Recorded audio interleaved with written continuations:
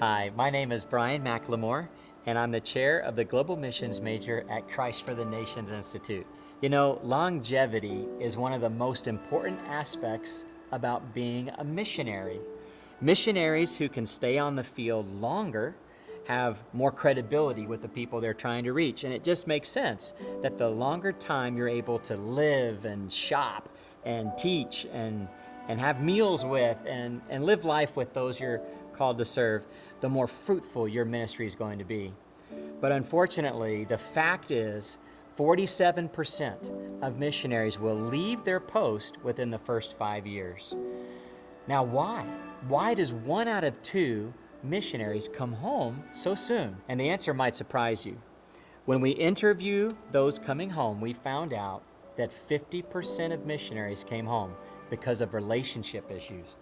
It wasn't money, it wasn't illness, and it wasn't that their message was rejected by the indigenous cultures, but it was because they got into fights with their own teammates. In the book of Acts, we find that 2 superhero missionaries, Paul and Barnabas, heroes of all missionaries, when they went to the field together, they were changing the world, but something happened, and they got into a dispute that was so difficult they couldn't resolve it.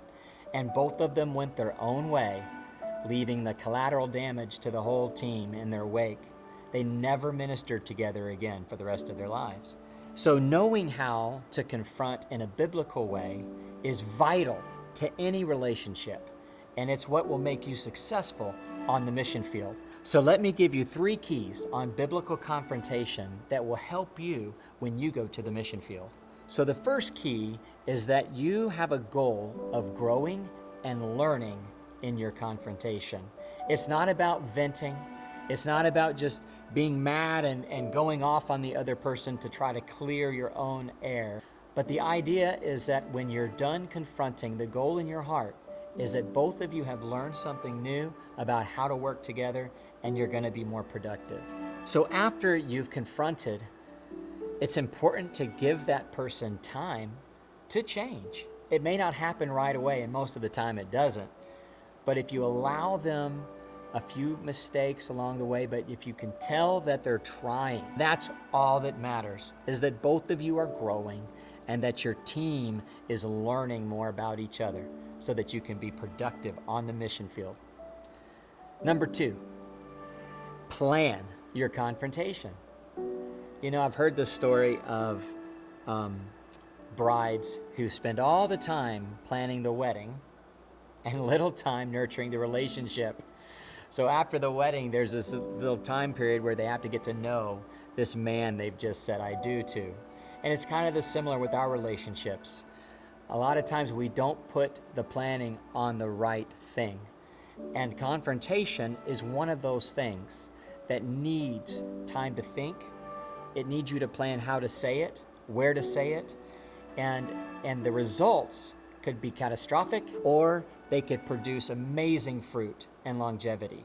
Proverbs 12:18 says that a rash word is like a sword thrust, but words spoken with wisdom are healing. And I equate that to a surgeon with a scalpel. It's much different than a soldier with a sword. A scalpel brings healing. And so when you confront, if your words are wise and measured with love, then at the end of the confrontation, you'll have healing in the relationship and restoration instead of wounds. And the last key is that you've got to obtain a heart of peace with God before you ever confront the person. You know, sometimes we think that confrontation is about getting a heart of peace. That if we can just get that other person to understand our problem and how they offended us, and if they will just apologize or at least acknowledge they were wrong, then I'll have peace in my heart and I can sleep at night. But the truth of the matter is that rarely happens. Our expectations of how people are going to respond to our confrontation are very rarely met. So it's important for us to find peace with God before we ever get to the point of confronting the individual. We need to walk this through with our Heavenly Father and come to a place of understanding that even if that other person doesn't respond the way we expect, right away. Maybe they don't apologize right away. Maybe they need some time to think about it. Or maybe they tell us something that we weren't even realizing we were doing wrong. If we go into it already having a heart of peace with God, we take all the tension away from that person responding perfectly, and our confrontation has the ability to bring healing rather than wounds. Without a doubt, those who have a confrontation goal of growth and of learning, those who take time to plan their confrontation, and those who get a heart of peace with God before they ever approach the other person are going to find that their ministries and the relationships within those ministries have longevity, that they last the test of time and produce good fruit. My name is Bryan Mclemore, and if you want to learn more about the Global Missions Major and how you can have longevity in missions, check us out at CFNI.org.